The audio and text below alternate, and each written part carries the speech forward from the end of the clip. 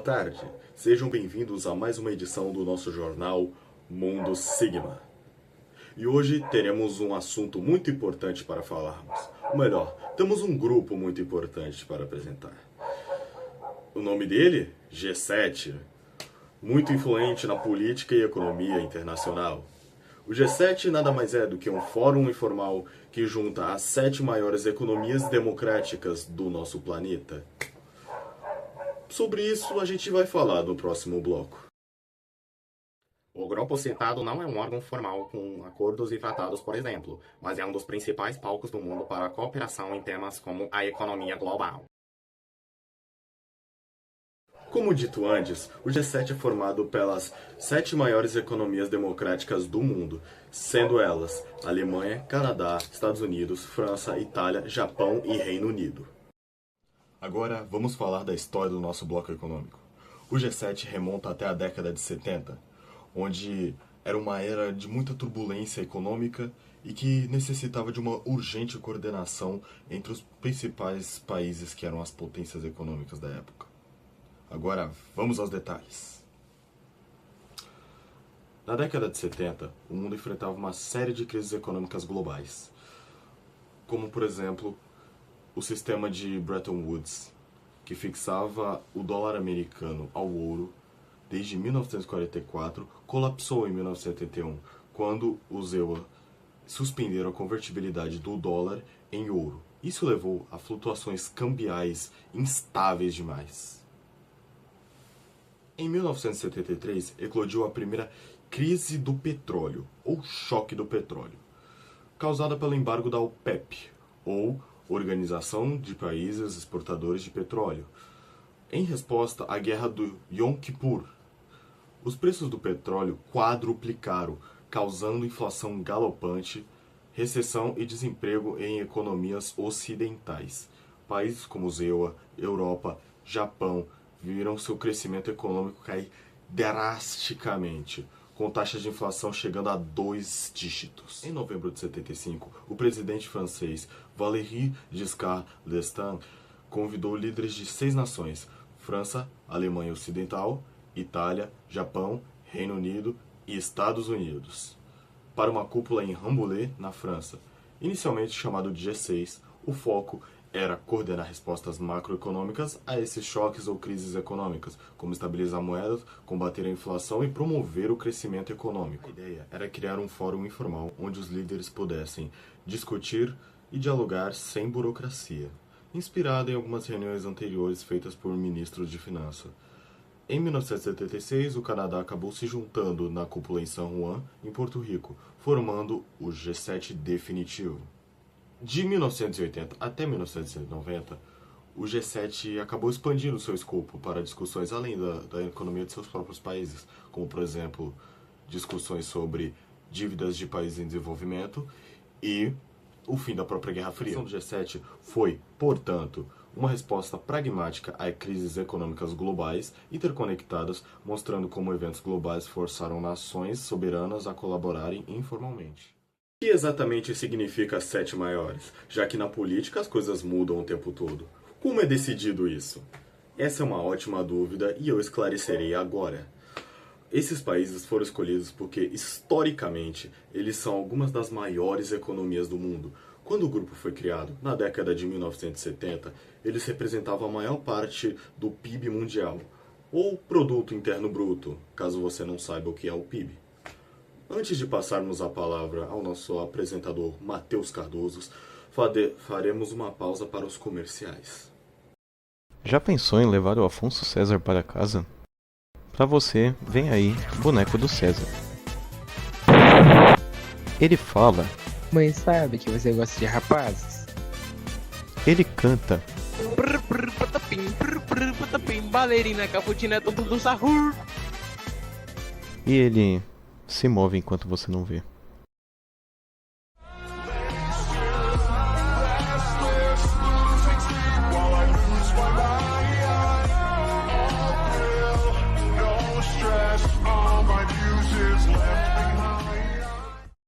Garanta já o seu boneco do César em sua loja de brinquedos mais próxima por apenas R$ 499,99. Não nos responsabilizamos por qualquer lesão, incêndio ou desaparecimento de bananas causados direta ou indiretamente pelo boneco do César. Bom dia, José.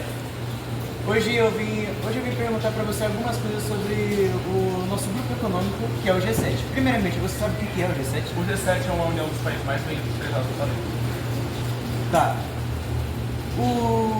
Você sabe quais são os componentes que tem dentro do G7? Quais são os países? Alemanha, Estados Unidos e Japão são os países de cabeça. Beleza. Tá. O que você acha da influência do grupo G7 no campo político e econômico? O G7 é um bloco imperialista que tem sob controle e afirmar coisas sobre o planeta. Basicamente, falar de crise de petróleo e soluções globais. Mas, de certa forma, como esses países que são conhecidos como imperialistas, já dominaram vários territórios, têm várias influências políticas sobre os territórios, eles acabam sendo um grupo imperialista em geral, assim como posso deles nomear eles. Ok. E como que você acha que eles estão trabalhando recentemente? O grupo atualmente, eu não vi muitas notícias sobre eles. Eu acho que eles estão meio apagados hoje em dia, já que tem muitos grupos econômicos que estão alcançando a margem que eles estavam tendo antigamente. Aproveitando, né, que você puxou esse assunto dos outros grupos econômicos, o que você acha em comparação do G7 com o BRICS, que são os países em desenvolvimento? Bom, os dois são ambos países, ambos grupos, que têm a mesma função. São grupos que não são grupos socioeconômicos, não têm a função de dividir, por exemplo, compartilhar impostos e compartilhar valores. Eles, na realidade, têm valor só sobre reuniões, assim como o BRICS. O BRICS está tendo uma ideia do BRICS Pay, mas ele é totalmente derivado do grupo, é uma ideia que os países tiveram em conjunto e pelo grupo, mas não é a função do grupo aquilo. Basicamente, o BRICS está sendo bem melhor atualmente, porque os países do BRICS são países que não são industrializados, mas que virão a ser, porque são países, tirando a China e a Rússia, que são industrializados, os outros não são. Eles são países emergentes que vão se desenvolver perante o BRICS. Já os G7 já são países desenvolvidos, que não têm uma função global, mas atualmente estão sendo superados pelos países que eles antigamente colonizaram. Tá bom, obrigado. Sua participação foi muito importante para o nosso trabalho. Tá bom. Agora vamos falar sobre o objetivo do G7. Basicamente, ele permite que os líderes desses países se reúnam e discutam sobre os principais problemas globais. Mas nós sabemos que não é só isso, né, gente? Deixando essa afirmação de lado, quando os líderes se juntam, eles discutem sobre economia, segurança, mudanças climáticas, crises internacionais e avanços na tecnologia dos países. O G7 é um grupo fundamentalmente econômico, atuando como conselho de administração no capitalismo global. Desde a sua criação, o G7 foca em estabilizar a economia mundial nos anos de 1970 a 1980. Ajudou a gerenciar flutuações cambiais, como por exemplo o Acordo de Plaza em 1985, para desvalorizar o dólar. Em 2008, durante a Grande Recessão, coordenou pacotes de estímulo que totalizaram trilhões de dólares, evitando um colapso pior. O grupo defende o livre comércio, combatendo o protecionismo, influenciando em negociações na OMS e promove reformas em dívidas soberana para países pobres. Em cúpulas recentes, discutiu cadeias de suprimentos resilientes pós-pandemia e regulamentação no de criptomoedas. No contexto econômico, o G7 aborda desigualdades como o apoio de vacinas durante a Covid-19 e sanções econômicas contra a Rússia em 2022, que incluíram congestionamento de ativos e limites de preços do petróleo. Isso impacta diretamente em mercados globais de energia e commodities. Últimas notícias. Nas reuniões mais recentes, o G7 discutiu sobre temas muito importantes, como a guerra na Ucrânia, também discutiram sobre as mudanças climáticas e sobre o uso da inteligência artificial. Embora o G7 pareça um grupo incrível por fora, ainda assim ele recebe críticas. Algumas pessoas dizem que ele só representa os interesses dos países ricos e não inclui as nações em desenvolvimento. E por falar em países em desenvolvimento, eles estão diminuindo a influência do G7 ao longo dos anos.